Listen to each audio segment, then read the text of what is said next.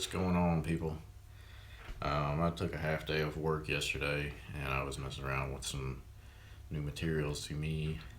Uh, so I decided to tie up a pretty much a staple in my box, which is a bendback style fly. Using the new Faux Bucktail from Flymen Fishing Company. So this is just a tutorial on how to tie this because I've had exactly 0 questions. Everybody says I've had a million questions, so I made a tutorial. I had none, but I'm making one anyway. For this, I use a Ahrex NS150 curved shrimp hook. Now the original bendback fly was just a straight shank hook, and you would take some pliers and put a kink in it, and it would have a more severe bend. For instance, this will be a little bit steeper of an angle. It wouldn't be straight out like this, but this hook works perfectly fine for this application, and I'll show you what I do differently. Anyway, you're also going to need some faux bucktail. I guess I could do somewhat of a review while I tie this fly. It's a very interesting material. I can promise you it's not anything like bucktail. It's a lot finer than bucktail, unless you have like the most ridiculously high end bucktail from, like, I don't know, you're gonna pay a top dollar for bucktail that looks like this. It's really soft. It has a good taper to it. It's almost translucent. You can see sort of through each individual fiber, which is interesting. It does feel plasticky. All materials are going to have pros and cons, so I'm not going to rag too hard on anything here. Like I say, the pros are, it's easy to get consistent bucktail style look to a Clouser minnow, or a bendback like this, or anything that requires like the tips of the bucktail that you don't need flare. The downside is this material does not flare at all. It's poker straight. Like if you tie hollow style flies, like a hollow fly, or like reverse wings and stuff, it's not going to flare. And that's kind of a downside, but it's also kind of a positive. But anyway, what material doesn't have both? That's what I'm trying to say. Anyway, put your hook in a vise. First, I like to put a little bit of super glue on the hook. I did play around using a nylon thread, and I kind of assumed that would be better since it's a plasticky material, but it actually made it a little bit more difficult. So I'm just using a Veevus 8/0 thread in white. Go ahead and put a solid little base down, and just on the flat section of this hook. Don't go above or beyond the flat. Now the next part, what I do is I add a little bit of lead wire, and to do that, which I almost need another spool, I just take a little chunk off. I get this is basically just a debarbing plier, and I kind of flatten off a nice little length, just like this. The only reason I do that is it prevents it from getting super bulky on the bottom of the fly. Now put it directly on the bottom of the hook shank like this.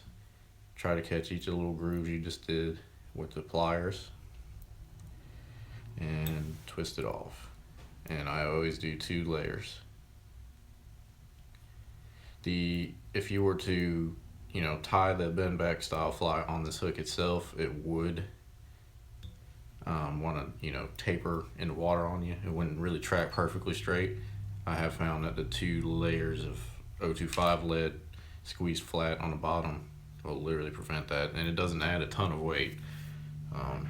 So that's just something to think about. I've also been trying to play around with adding a little rattle bead underneath here, so you can make like an abalone, or God, what the hell's that stupid fish?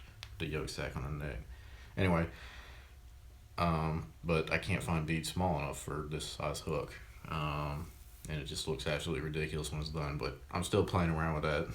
Anyway, now I like to flip my hook upside down, and here's where we get into the interestingness. So this bucktail, like I said, it's basically just a humongous paintbrush, is what it feels like. Like, you know, literally I think it's just paintbrush material.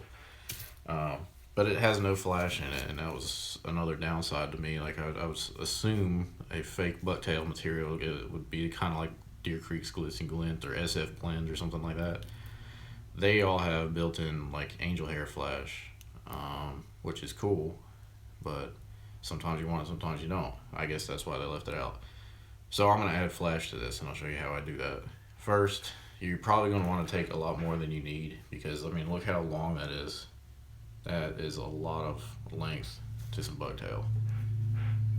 You put that whole length on there, that's an insanely long fly for like no reason. So I like to, I guess I could call this a pencil thickness or so. Let's call this, I don't know, what do you say that is? A pencil thickness? One pencil thickness? Yeah, it feels about right, like a pencil, number 2. So as you can see, each individual fiber is tapered, but the whole clump is not tapered. Not tapered at all. So we're gonna fix that. But first, I'm gonna take some DNA Holo Chromosome flash. It's really thin, kind of crinkly crystal flash, but it's a little bit more supple. And I'm gonna add it to this.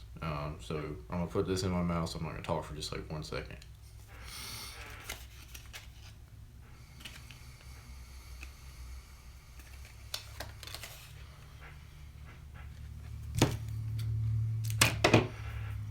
Okay. Now we have about 5 or 6 little pieces of the Holo Chromosome flash. Taper that. You don't want to go like too extreme of a taper. And then we're going to take our faux bucktail and we're going to taper that as well. And to do that, you just kind of pinch and pull, and let go, and just keep sliding your way down the fur until it eventually creates sort of a more natural looking taper. Okay, now we're ready to mix these two materials together. So just basically stack them like this. Make sure some of the tips are basically in line, and just kind of roll them around in your fingers. That'll kind of get everything all loose and happy. Now, the easiest way to do this is, you see how the flash is kind of just on top, it's not going in. If you take a comb and brush through it, it'll mix it all up really nicely. Don't forget to switch hands and do it to the back side, even though you're probably just going to cut it off some length anyway. Now all the flash is really nice and mixed in there. And now we get to cut it to length. So that's all basically personal preference. The length of the fur you want to use, the hair. I've been playing with different lengths and stuff yesterday, and different hook sizes. I still like the size 4 best for this. Size hooks, size 6 sort of gets, it almost disappears in there, which is cool, I guess, if you could use it smaller. I have found that using a smaller length of this kind of gets a little bit more aggravating. I'm not really sure why, it just does. So we're going to call that about correct. Go ahead and trim the length. Okay. So that's kind of what you end up with.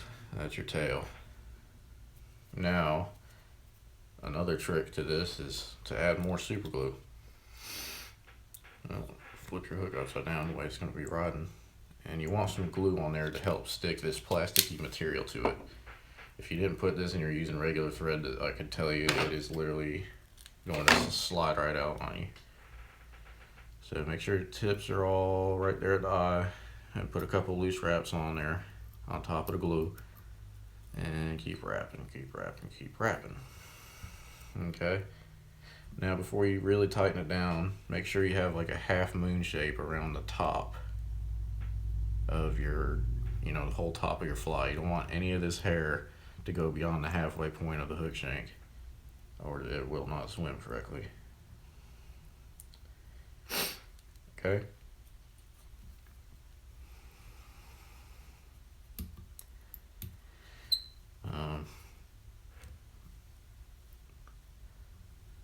So that looks pretty cool.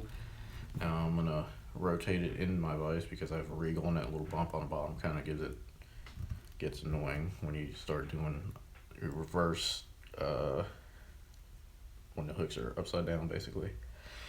Okay, so now that we have the base layer in of the faux bucktail, now we get to add some color to the top, and for that I use a DNA Holo Fusion. This happens to be a iron blue color. It's a really nice looking bait fish back sort of color, but you can use whatever color you want to. I mean, mix and match faux bucktail colors and whatever. You don't even have to use these exact materials. This is just basically the synthetic version of a bendback fly. So just play around with stuff, and once again, always taper your material so it doesn't get all clumped up in the back and it just looks horrible. So this is also a really interesting material. I don't know if any of you have used it before, but I really actually like this a lot. So once you have your stuff tapered, grab it right by the middle, put one side over the top on the side closest to you basically, and wrap over it twice. Now we're going to V-tie the rest. So grab the front chunk and V-tie right over, just like this. Okay, so that part's done. Now flip your hook again.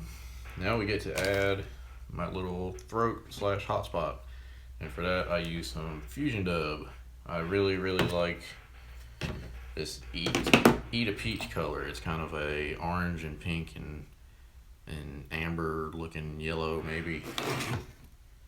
You don't need a lot, so I just kind of took a huge chunk out to show the camera. So hang on, and you'll see exactly how much I'm using. Alright,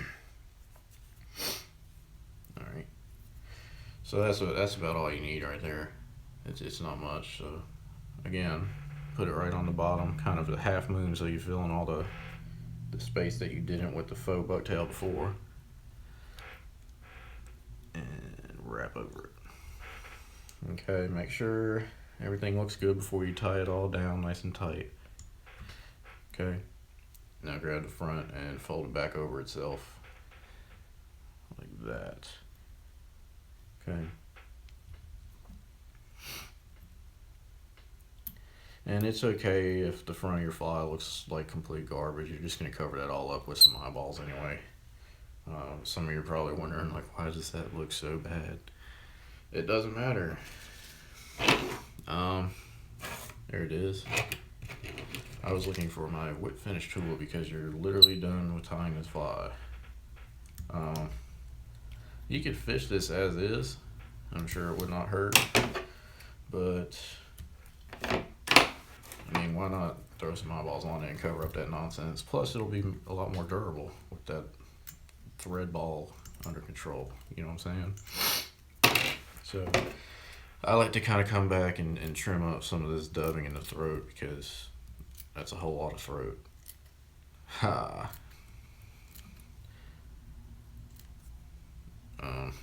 Anyway. Okay, now you get to choose your eyeballs, and for that I'm going to use these eyeballs that are on my desk, which I happen to get off of eBay because I'm cheap and I like to experiment with different thingies and not pay top dollar for eyes. So these happen to be 6mm. Just get some super glue, the gel kind. I like the little Loctite with the squeezy bottle. Just keeps it pretty clean. You don't need a lot, just a little dab, and stick it on the little flat portion of thread that we just squeezed. Alright, do the other side. You don't need a lot of glue at all. If you can see that, it's barely like a dab. The less glue you use, the better. I mean, the stuff will hold any way you look at it. But the more you use, the more chance you have of getting that nasty white crust. You know what I'm saying, all over your fly after it's dried.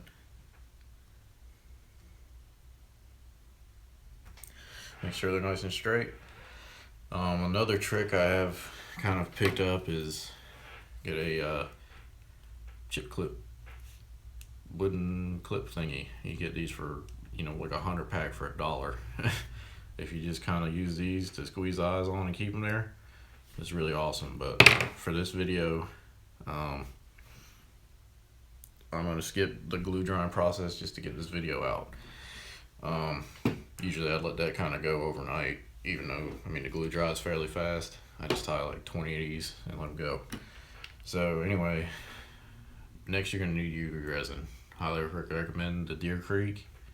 Best stuff on the market still.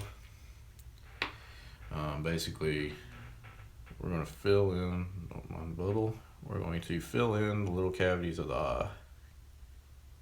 Just like this. Be very careful. You don't want to spread too much. Let it cure. It's going to take 15 seconds to cure fully.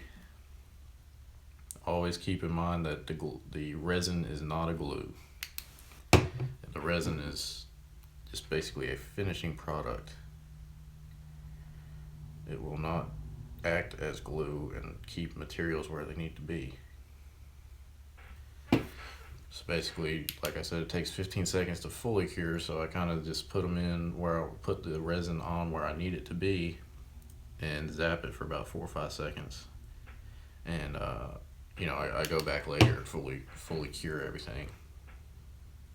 So once you have the top and the bottom gaps filled, I kind of just drop a smooth little thin layer around the whole thing to create kind of like a helmet.